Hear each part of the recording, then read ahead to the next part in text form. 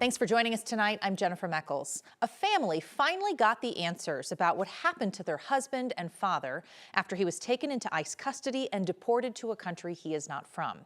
Even now that his wife knows where he is, though, she has more questions about what happens next. Our Angeline McCall has been following this story for weeks now, and she joins us tonight with an update. Jenny, we first spoke with Alexandria Dell when her husband was detained. He was in the Aurora facility, then transferred to Texas, and then to Mexico. After weeks at the Aurora detention facility, it was hard to get answers. Still nothing. Didn't hear a word. For Alexandria Dell, it was radio silence again after learning her husband, Ariel Cruz Penton, was deported. And then we're like, well, where is he being deported to? Can we know? So I'm like going on social media. Does anyone know, has anyone seen him in Cuba, family members? Ariel is from Cuba, a country that won't typically accept deportation flights from the U.S. And I had no idea where he was. I was in panic. It took several days of more worry and less answers. And then I get a call from him, from his phone, a couple hours later that he was dropped off in Tabasco, Mexico. He had nothing. He had to find a charger. And he had no money. So we're trying to figure out, does your credit card work? Do you have a place to stay tonight? We're just trying to figure out what's going on. He's been in Mexico ever since, part of the new Trump administration's policy to allow third country deportations to places where someone like Alexandria's husband has no ties. And so you can't work, you can't do anything. And so you really have to navigate the system, find a lawyer who knows the system and is well connected, because if not, you're basically in no man's land. She flew down to Mexico and helped him find a place to stay, something she never expected to do when they share a home here. For me, it's really difficult. I have had to suppress my own emotions to just get by. And I might look fine, going about, working, whatever, but I'm not fine. I'm holding it together with super glue and duct tape internally, just because I have to stay strong for my family. They're filing paperwork, hoping to bring him home, with no clear answer how long they'll have to wait, separated. I'm by myself, and now I have to figure it out. Their family is working with lawyers to do everything they can, but it's even more legal fees and costs now as they try not only to navigate the immigration system here in the United States, but also the system in Mexico as he waits to return home to his wife and his child as well, Jenny. It's very complicated. All right, Angeline, thank you. For people looking to travel to the U.S., it's about to get more expensive for millions of tourists. President Trump's One Big Beautiful Bill includes a $250 visa integrity fee that many visitors will now have to pay. 9 News reporter Rachel Krause joins us. Economists are really worried this could hurt tourism here in Colorado. Yeah, while we don't see nearly the volume of tourists that, say, Orlando or New York does, nearly 1 million international visitors make the trek to our state. The state says international tourism still hasn't recovered from the pandemic, so they're keeping a close eye on any impact that this new fee could bring.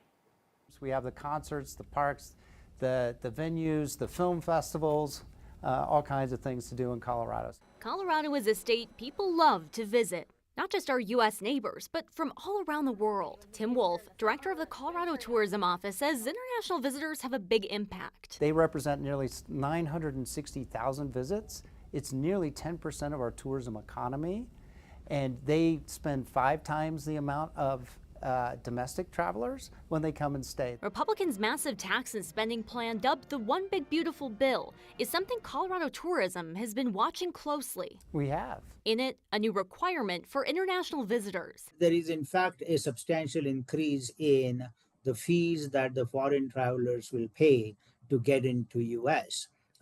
Especially there is a brand new fee of $250. The $250 visa integrity fee will apply to all non-immigrant visas. So students, tourists, business travelers. Some countries have visa waivers or lots of money. It's not really a big number for rich countries. But Kishore Kulkarni, economics professor at MSU Denver, says this could deter others. But compare that with somebody coming from Bangladesh or African poor countries.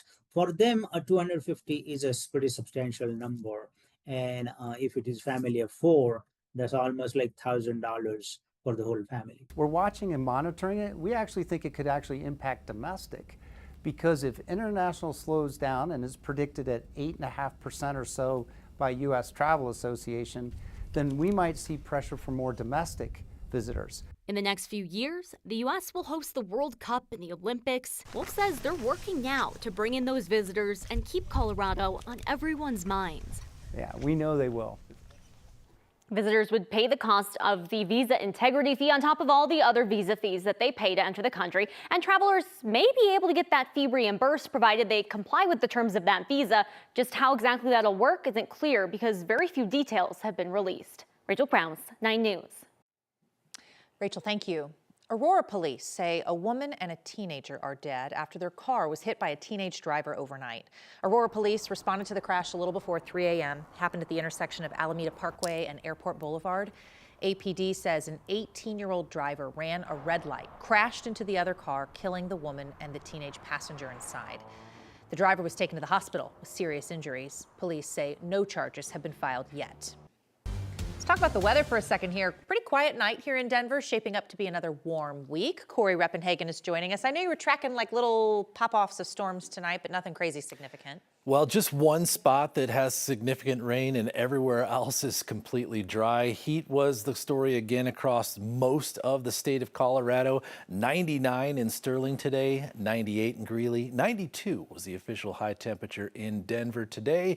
And we'll have a lot more heat coming our way tomorrow, probably the hottest day of the week. Though you can easily spot the trouble spot here on the live radar picture here on the Eastern Plains.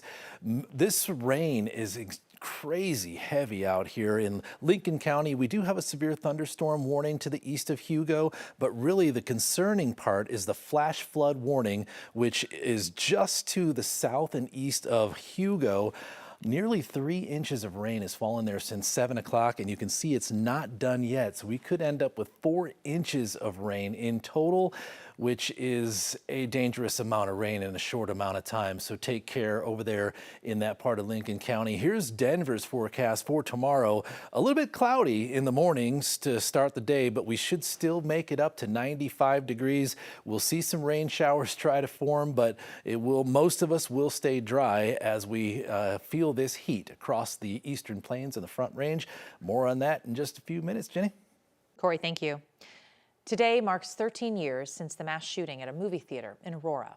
Every year since, people have gathered at midnight honoring the 12 people and 1 unborn baby that were killed that night and 70 other people who were injured in the shooting.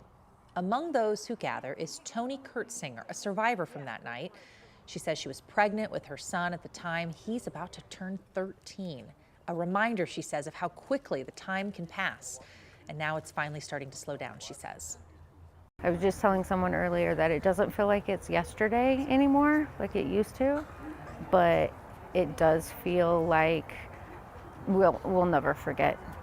But we still want people to know how important it is to us that we do this every year.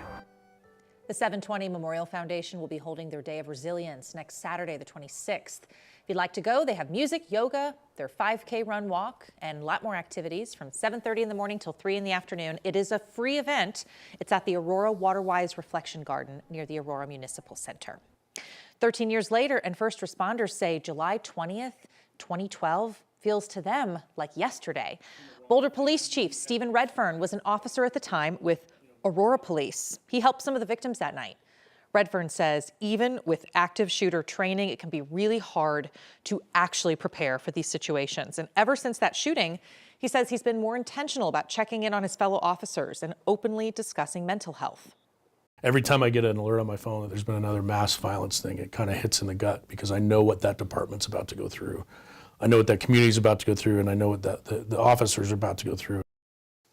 Redfern says when other mass violence events have happened in other parts of the country, he tries to reach out and offer some support.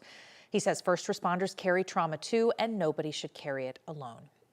One of the survivors of that night is trying to turn this terrible day into something that can actually give back to the community. So today, Dylan Boxer and Vitalent hosted a blood drive outside the theater where that happened.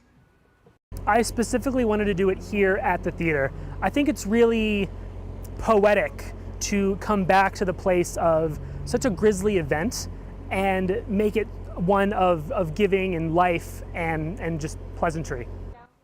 Vitalant says they received 26 donations today, which will help them save dozens of lives. And now, as we do every year, we remember those who died 13 years ago today as we send you into commercial break.